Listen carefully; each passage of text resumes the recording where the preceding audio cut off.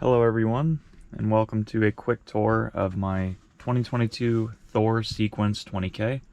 This is a Class B motorhome, and this is going to be just a quick tour of the inside of it, and kind of how I have it set up. You can kind of see how I've been living in it for about the past month. So I'm going to break it up into sections. First off, you have the actual cab driver area. These two large pillows right here are actual extra backings for the couch, which I'll get to in a second. I generally store them right there when I'm parked for a long period of time. And then I have my coverings up on the driver's side, the front windshield, and the passenger side. And this allows me to really kind of be secluded and not have people look in on me when I'm sleeping, or if I'm just, living inside of my motorhome. This is, so obviously you have your driver's seat here, and then right here is where I keep my cell phone, and it acts as a GPS. And then this is where I do the majority of my charging when it comes to my phone. And then I also have a small CB radio for short range communication if I want to, or just kind of to listen around. Over here I have some extra storage, and then I have a laundry basket and then a laundry bag with some dirty clothes in my laundry bag. I'll get to that eventually. Right here is where I keep just the majority of my quick throw-on jackets. So I'm visiting Oregon right now, and it's pretty wet and rainy. It's end of December, early January while I'll be here, so there's been no shortage of rain, which has actually been fantastic. So keep them right here, throw them on when I need them. Down here are two different things. So this is a Mr. Heater Little Buddy. It's a very small heater that runs on, I believe it's 1 pound propane tanks. I'd say about medium. I've seen them last about 4 or 5 hours. Depends on how liberal or conservative you are, I guess. And I will use this. I've actually never had to use it in a survival or a worst case situation, but that's why I have it. In case my Truma Combi, which is the control is right there, I'll show that in a second, were to fail. And I do work in some cold areas sometimes, so you never know. So I could at least bundle up, put some jackets on, use this, and hopefully not freeze. So then behind that, I have a Goal Zero Yeti 500X. So this is a small lithium battery that I use to charge generally my Play computers and sometimes my cell phone and maybe some other smaller devices. It is only a 500 watt hour, so it's not a very strong battery. Or excuse me, it doesn't have a lot of capacity, but it's really good for quick charges, so on and so forth. Up here I have a bunch of extra storage, and I actually have extra solar panels, Goal Zero solar panels that I use to charge that go outside of the van. One day I'll kind of show that, and I'll do like a charge video and kind of talk about my lithium batteries that I have both in the coach and externally. This is the smaller of my 2 external batteries. I'll show the other one soon. But first, let's talk about the Truma Combi. So the Truma Combi is a combination hot water and heater. So here I can set the actual heat in the coach. Right now I have it at 67. Here I can set, if I want my hot water, if I want on eco, hot, or boost. And then here I can set my fan speeds for my heater.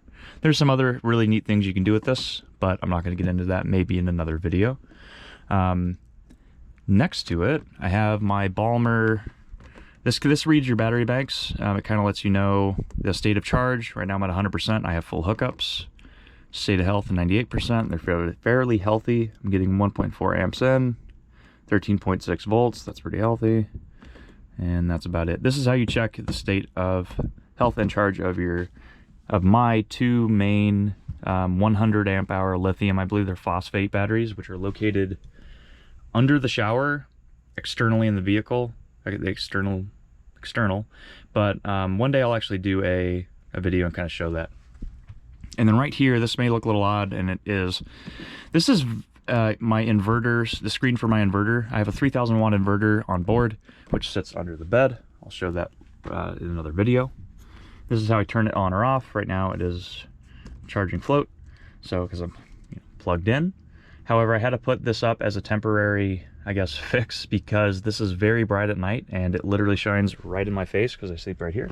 So I need to either learn how to turn this down, do my own research, or actually buy a screen for it and put it here. It's a really simple operation, so I don't really need to see what I'm doing. Press the button once and then press it again and hold it to turn on the inverter. You'll hear the microwave come on. Press it again to turn it off. Very simple. So to the right of that, I have my main control panel for the actual coach. So kind of show this to you real quick. This is where I can turn on my lights. I can check my tanks. I can check my actual climate. I do have an AC unit in this coach. So let me go through it real quick. So here's my tank levels, fresh, gray, and black. I'm not 100% sure what the sizes are on them. I need to double check, and I'll actually post that info in a description, or I might remake this video later on and remove this video I'm shooting now. I just wanted something as a placeholder, so if people have questions about a Thor Sequence 20K, you can come in and kind of see how mine's laid out and how I've been living in it for a short period of time. This is your climate control right here. This is my awning control. This is my light control. I can turn all the lights on or off or dim them or whatever I so please inside the coach from right here. It is fantastic. Makes it really easy. This is some extra sensors. Don't worry about this. And this is actually the most important. This is your battery and fuel. So you have two batteries. You have your coach batteries, which are the two 100 amp hour lithium phosphate batteries that are over there we talked about earlier. And then you have your actual drive battery or your engine battery, which is looking pretty healthy as well. So, and then right here is your liquid propane tank. One thing I want to say, I don't remember if it's a 13 gallon or a 20, but so far the propane's been unbelievably efficient for running the Truma Combi and also my propane stove. It's fantastic. I maybe have to fill it up every week and a half, and I use it pretty liberally. So it's been very efficient, and I've not had a problem using propane in this coach as of yet. Right here, the final screen is your vents. So I can turn on my vents, raise or lower them, turn on my bathroom vent fan, which I will show in a second. And that is pretty much it. Okay, so down here I have a gravity fill, a fire extinguisher, and this is actually obviously the van door that opens. I'm not going to do that. I'll do a video showing the exterior another day. It is a little cold and wet outside. This is my main battery disconnect. This, if I flip it to off, will disconnect all the electric in the coach. And then I have a gravity fill, which is really nice. So this is something interesting. I'm using City Fill right now because I have full hookups. I'm in a small RV park out here in Brookings, Oregon. But if I ever need to, it's not full now, but I carry at least 3 gallons of extra water and then some extra drinking water. And I can actually fill these directly into my tank through my gravity fill, which helps out a lot if, you forget that you don't have any water and you want to take a shower, or you're washing dishes and then you're out of water. Oops.